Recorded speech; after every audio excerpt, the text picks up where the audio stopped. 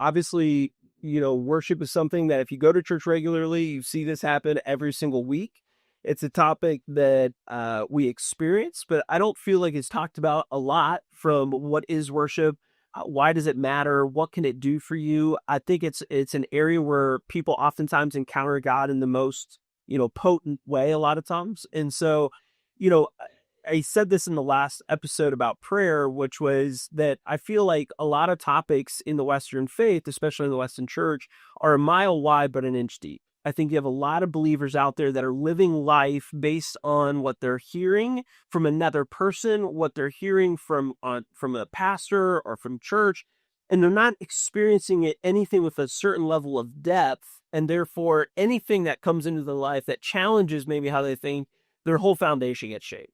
And so obviously, I love this group because we have believers in all different facets and stages of their life. And I think it might be a great way to kick off the podcast by, like, Chris, if you just start us off with that encounter that you had with God. Yeah. What happened? Take us through that story.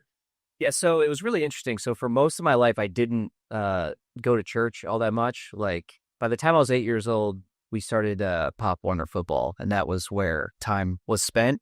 So it was like, hey, we'll get to church on Christmas Eve and maybe on Easter, but then like that kind of fizzled out. So religion, Christianity was not part of my life, I would say, for the majority of it.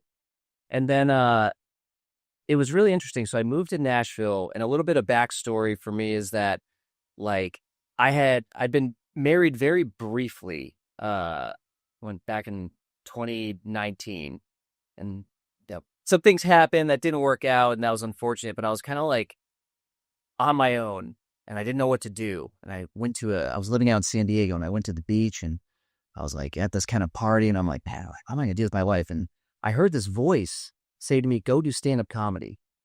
And I was like, well, that's really interesting, because I've always enjoyed stand-up comedy, and I threw myself into that, and then COVID hit, and I start the show in my backyard, and that backyard show turns into this like ridiculous, kind of like niche little exciting experience that people are having in San Diego, and it gets a lot of fanfare. And then like that launches me into moving to Nashville, and I start producing and directing comedy special. All these things start happening, and I'm like, oh, this seed was like the universe that said to me, go do stand-up comedy. I think that's what's, the universe told me to do that, so it was all great.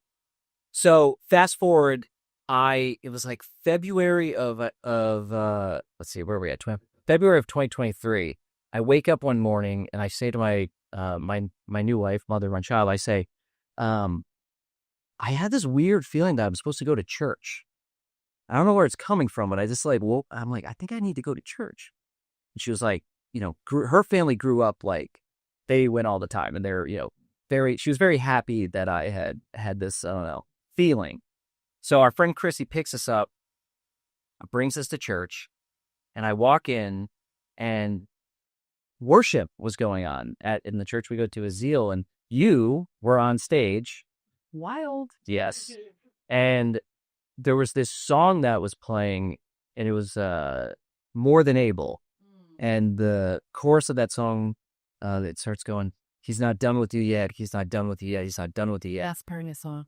Yeah, I would say it's pretty, repetitive and rhythmic. And for whatever reason, in that moment, I walk in, I hear that song, and I'm listening to the worship. It's just like, it's all hitting me at once.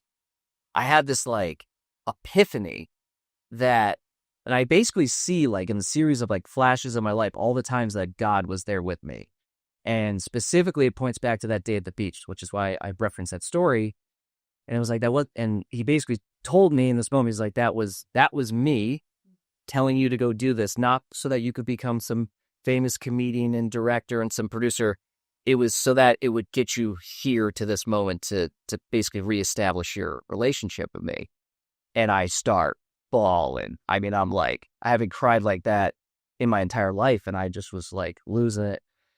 And I haven't missed a Sunday since. Like I've just been very curious, and I've just continued to dive deeper. And there's been a lot of magic along the way since that. But I think for the topic today, the worship experience is what made that light bulb or that connection happen. It was pretty remarkable.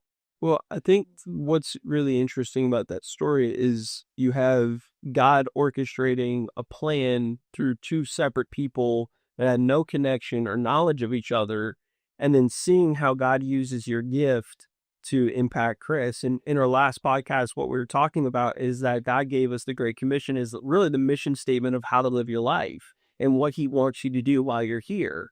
And then I said that God gives you, every person, all these unique gifts. And that's basically like, now go, like, go live out this calling. And I think, we heard from your perspective. I want to hear from you, Michelle. Obviously, you've been a believer forever, and I think you leading worship for such a long time at a really, really high level. I mean, Nashville's obviously like music capital of the world. I mean, you're leading in a city where like half of your musicians are on tour and singing for like big time record labels and things like that. And you're the leader of this crew. I think I have so many questions, but maybe the first one is, when you hear a story like that from Chris, what does that do to you right now after doing it for so long? Actually, I love that story because I was sitting here thinking, I think there's so much. I think it's my 27th year of leading worship.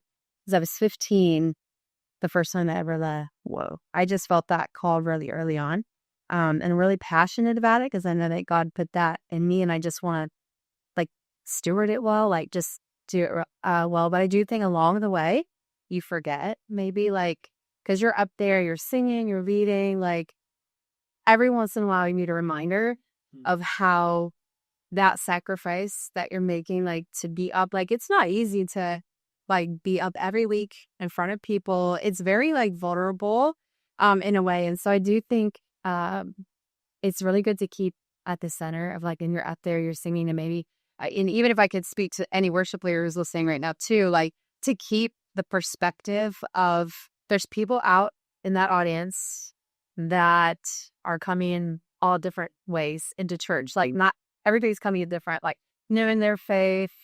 Maybe they've been around a while. I think knowing that, first of all, the power of song, like just the way that worship sort of collects everyone together, especially in a corporate setting, we're all singing one song to one person, to Jesus. And the way that sort of unifies all of us, no matter where we are in the story, whatever chapter we're in, we're singing a song, and that song means something different to each person. I think that's what's beautiful about it. And you're singing the truth of God's word over people, as we should be, singing those songs, and somehow through the Spirit of God that connects with somebody in whatever chapter they're in, and it means something to them. And God is so amazing at being so big and yet so personal in the details of our lives. And so I think it just reminds me, like, in the hustle and bustle of getting up, and I think at Zeal we were doing like 4 services, like you're getting up early, you're preparing throughout the week, you're singing all day, to not forget about the person that's in the room who is like feeling God and seeing God in a different way for the first time. No, it's just a good reminder. I think it's really powerful.